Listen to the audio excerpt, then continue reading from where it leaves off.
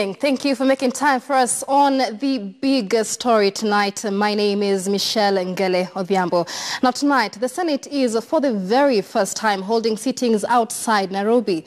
The sittings outside Nairobi are aimed at bringing the Senate closer to the people. Now for the 5 days, the Senate will sit in Eldoret Town. Members of the public and those of the County Assembly are free to attend and borrow best practices from the upper house of Parliament.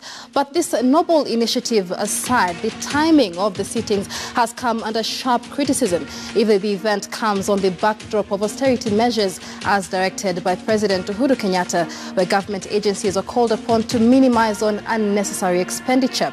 Well, this is in keeping with touch with the economic times that have seen the government struggle to fill a 55 billion shilling gap in the budget. Now, Treasury has had to draw a supplementary budget to fill it that saw various sectors suffer budget cuts and new taxes introduced or existing ones increased in a controversial finance bill that was passed in a special sitting of the National Assembly last week. Well, nonetheless, the Senate decides to go ahead with the sittings outside Nairobi, sittings that will cost the taxpayer an arm and a leg. The big story tonight reminds the upper house of the frugal plea by President Uhuru Kenyatta. Let's listen in. These budget cuts ask all of us in government that we tighten our belts. It also ensures that the sacrifices made by tax-compliant Kenyans are matched by discipline from all of us in the public service.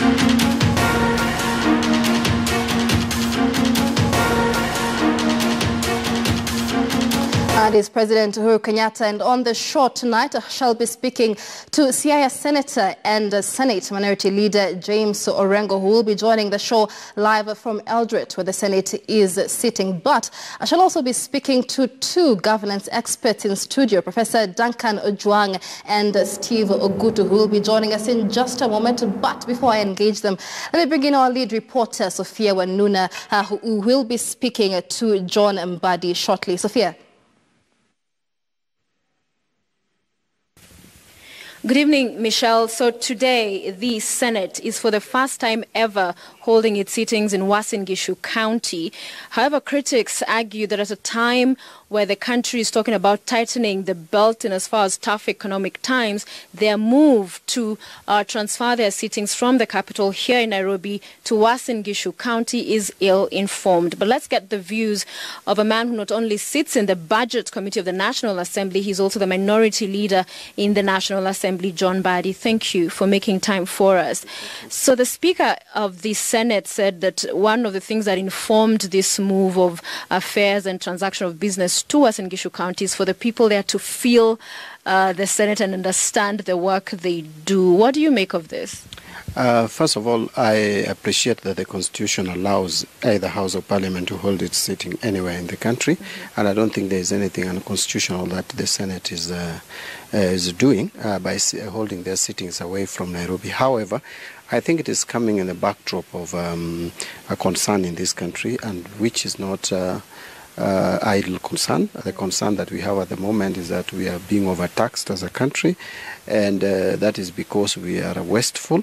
And I think we need to be a little careful of actions that we take from now, because people, the citizens of this country, have become more conscious about expenditure by public institutions. And Parliament, you know, the public has not been very kind with us. Partly for good reasons, and partly again for perception, because of perceptions. So I think probably this is not the right time for Senate to hold sittings out of Nairobi, because people will start questioning the costs that is involved. Good, much as it may be important to expose the Senate to the people out there, but you see the costs vis-a-vis the benefits, and especially the perception about it, may not be in favor of the Senate at the moment. So I still don't know how much probably we are spending in extra in holding Senate sitting in Uasin Gishu, but I think it is quite something, because there will be accommodation, for the senators, which is not cheap. And there was also maybe the traveling expenses.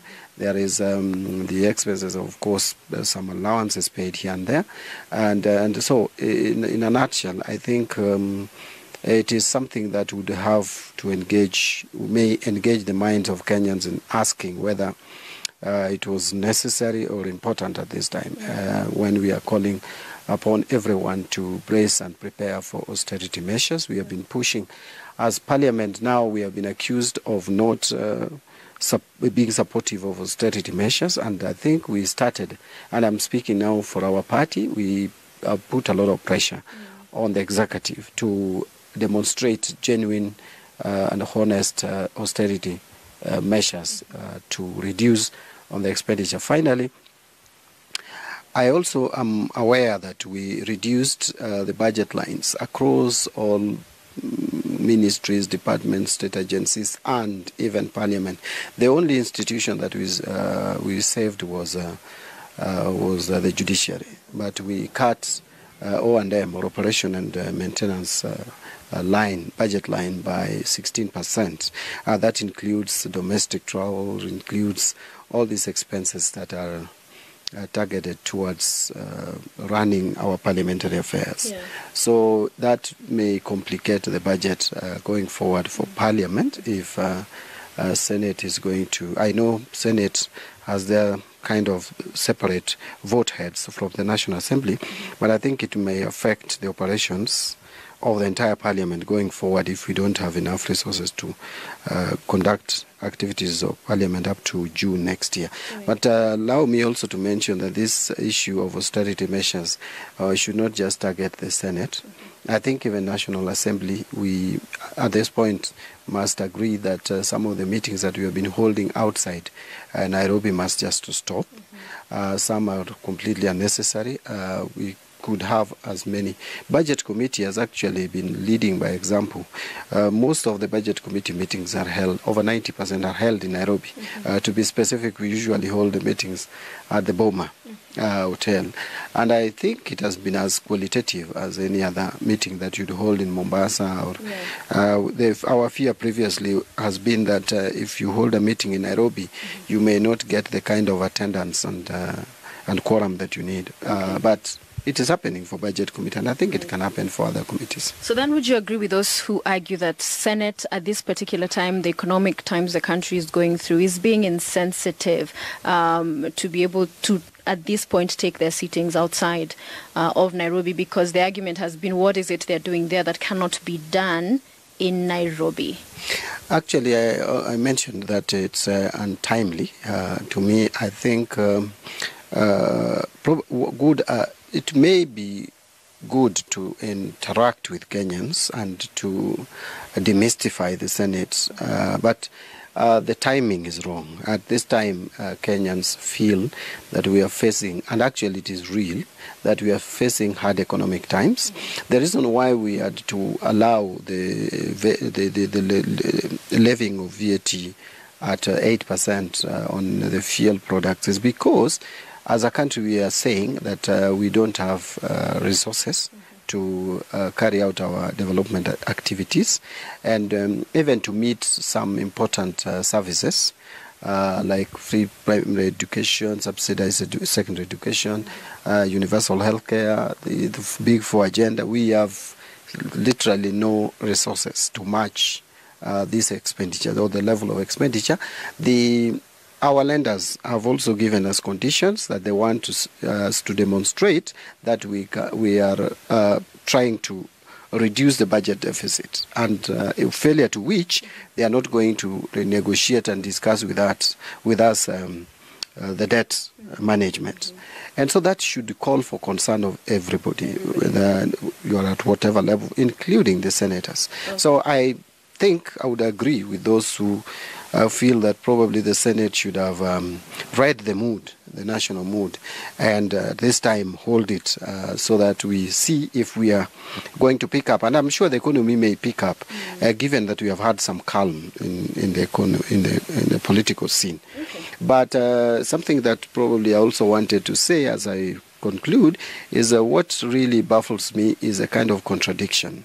when you cannot talk about increasing money to counties, the 9 billion that was deducted, or that is proposed, that has been deducted through supplementary budget in the National Assembly, and you talk about that you don't want that to happen, and at the same time you're saying we cannot levy 8% on fuel, meaning you want revenue to come down, you want expenditure to go up, and at the same time you are holding meeting in Uasin Gishu, and which is coming with cost. So to me, it's kind of a contradiction and double speak. And we have had some senators speak to that reduction in the budgetary allocation to the counties, saying that, in fact, when this law comes before them, they will shoot it down because they do not want that 9 billion deducted. So do you see there being a complication, especially with funding of the counties, if there is a standoff on agreeing on the legislation and the kind of monies that go to the counties? I think they're referring to the possible amendment to the Division of Revenue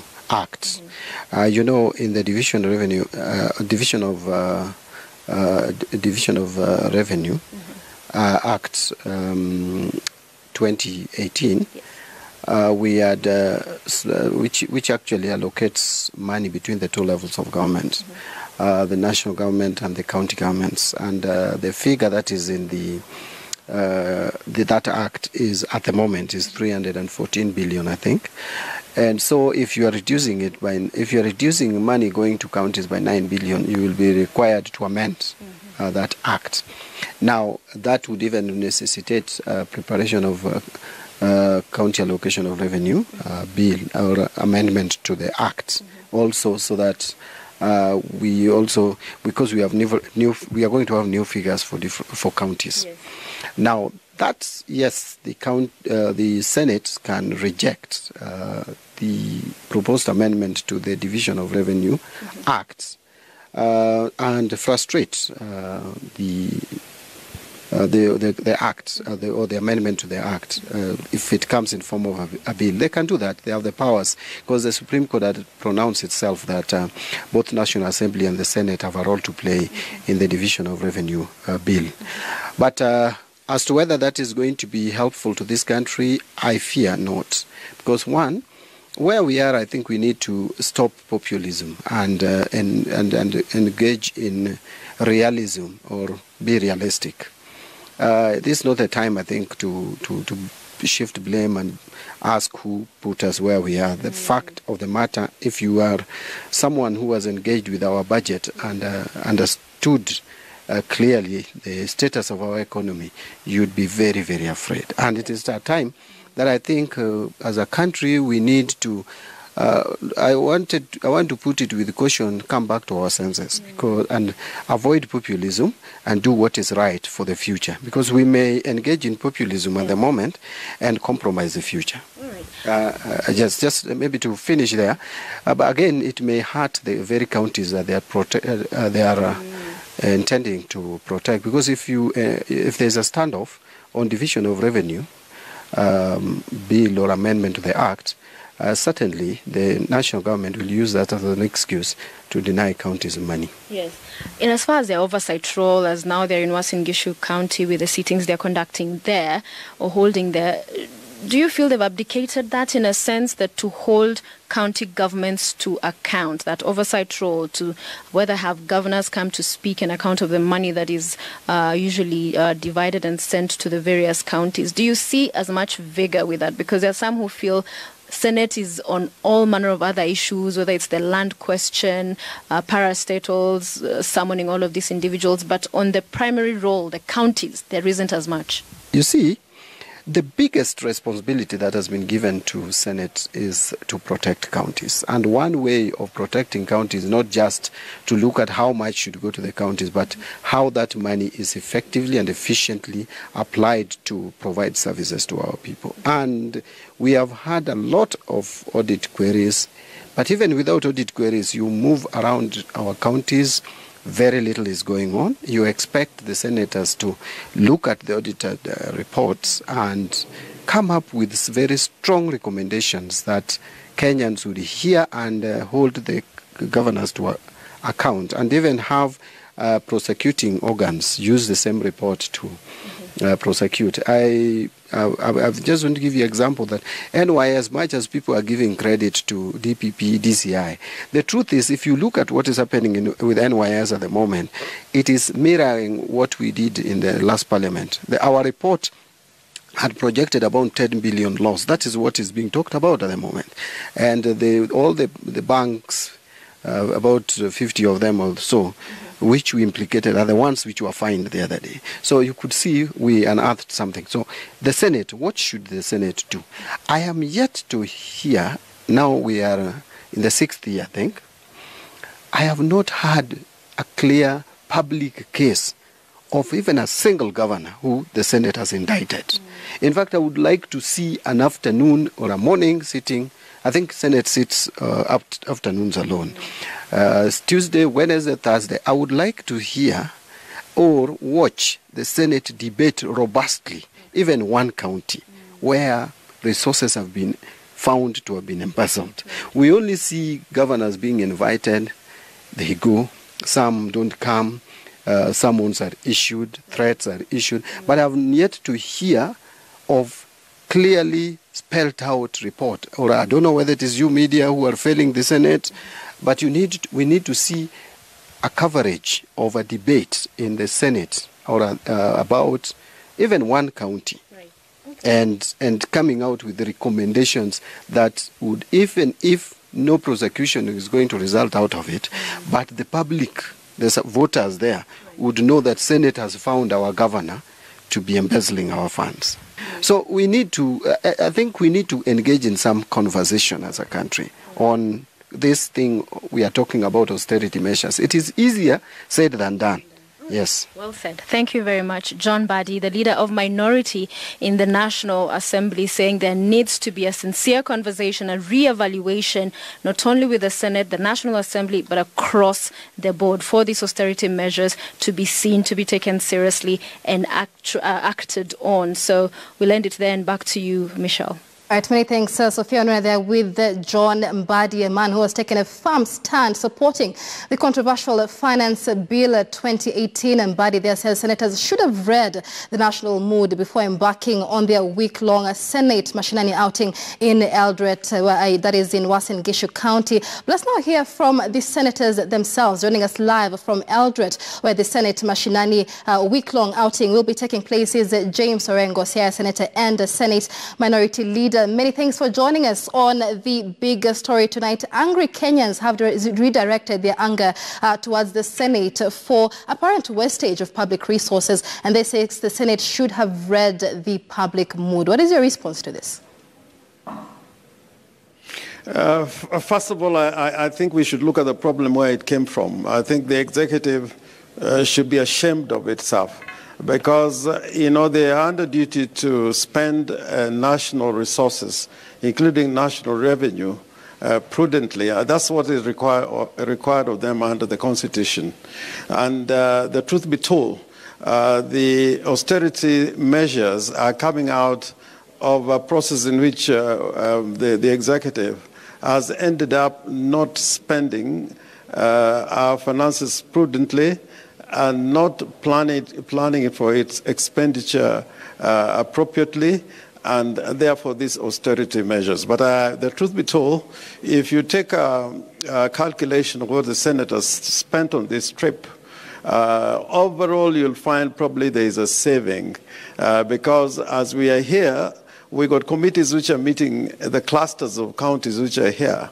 And indeed, some governors in the region are saying it is easier for them to operate with the Senate in their neighborhood, because normally they carry only a skeleton staff instead of the full staff who would answer to certain questions that are being raised on audit queries.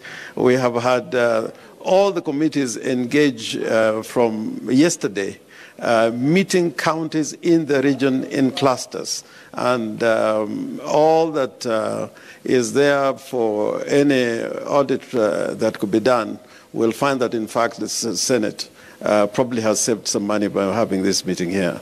I mean, there seems to be a lot of doublespeak coming from these senators themselves. I mean, a clash seems to be looming. The senators have decided to reject the amendments to the Division Revenue Act, which will be slashing 9 billion shillings going down to the counties. The role of Senate is to provide oversight for the counties. But how honest is the Senate being with this? No, I mean, we are saying this slashing of funds which should be allocated to the counties. Already that bill was passed. It's already a part of the law of Kenya. And what we are saying is that the counties should not be affected by austerity measures which are being taken at the national level. The principle is that if there are shortfalls and there is a supplementary bill and appropriation act which has got to be passed by the National Assembly, the shortfalls should be borne by the national government. After all, they're the ones who raise national revenue. And if they wanted that to be done in the way it is being said, then they should share the responsibility of raising revenue both at the national and at the county levels. But all revenues, other than rates and some, taxes which are, from markets and the like, those are the ones which are levied at the county level. But all major taxes are raised at the national level. All right, the Senate had initially renewed the hopes of Kenyans from being cushioned from the controversial finance bill, the 8% tax on fuel products. Is this among the issues on the agenda in this meeting? Well, and some people are confused out there. Money bills don't come to the Senate. The Constitution requires that all money bills can only be introduced at the National Assembly and concluded at the National Assembly before presentment to the President for assent or referral back to Parliament. So as it is, the budget-making process is principally a role of the National Assembly. And that is true to all bicameral systems. If you go to the United States, you go to the United Kingdom, they pass where Parliament controlled, the budget-making process normally belongs to the House of Commons. And it's great that you bring that up. Or the House of Representatives. It's great that you bring that up, Mr. Orengo, because what does this say about the Kenyan Parliament? We've just spoken to John Badi, minority leader within the National Assembly, and he does not agree with the Senate having taken this trip at this particular time, painting a picture of a Parliament that is not united. No. I mean, our Parliament is not united. Principally, it's because of, these are peer competition. These are sibling rivalry. It has nothing to do with the constitutional arrangement. The Supreme Court has spoken very clearly on the relationship between the Senate and the National Assembly. And I think the problem lies with the presidency on two accounts. The president, before referral or assent to a bill, he must make sure that the process under Article 110 of the Constitution has been abided with or complied with. Secondly, when he makes a referral, he should not use that process as a process of legislating. We are having many laws that are being made by the president through the back door. The Constitution as it is does not make the president a lawmaker. And part of this, these new taxes, they never arose at the National Assembly. The 8% is something which has been introduced by the President, and it was not introduced by the National Assembly. All right. Let's talk a bit more about the Senate mashinani outing. There seems to be a lot, once again, of finger-pointing among, leaders when it comes to issues of wastage of public resources. When issues of public resources wastage comes up, many say, why doesn't the government do this instead? Why doesn't the government slash this instead? How is this Senate mashinani outing going to pay off in the long run? How often is it going to happen? How much taxpayers' money is it going to take? We can't do it, like every month or every week. It's something which can be done once in a year or 2 or 3 times in a year. But look at Article 6 of the Constitution, sub-Article 3. It requires mandatorily we don't have a choice. All state organs are required, to offer services, even to the counties and to the people at the grassroots. So that we have an obligation under Article 6 of the Constitution to provide our services to the people. And there are two services which can only be provided by, a concept like the Senate Mashinani. The role of Parliament as a representative of the people, we have a duty to represent the people and represent the counties. You cannot represent them without going to those counties and talking to them. There's also issue of oversight, and oversight includes monitoring, and those would require going down to the grassroots to see for yourselves. And in any case, ask members of the National Assembly or the Senate, why are they paid weekly allowances to go to their constituencies? They are paid those allowances to enable them to represent the people, go down to the constituencies. And I can tell you, in terms of the allowances that are being paid to members of the Senate, is nothing more than the usual allowances that they're paid when they travel from their constituencies to Nairobi, we'll and be now continuing from this. their constituencies to Eldoret. All right, we'll take a short break, but as we speak, Mr. Orengo, you say the Senate was correct to take this Mashinani outing trip in this particular economic time. Yes, I think it was correct. It's not something that came suddenly. It was processed a long time before even this issue of austerity measures came about. All right, many thanks. That is James Orengo speaking to us live from Eldoret, Uasin Gishu County.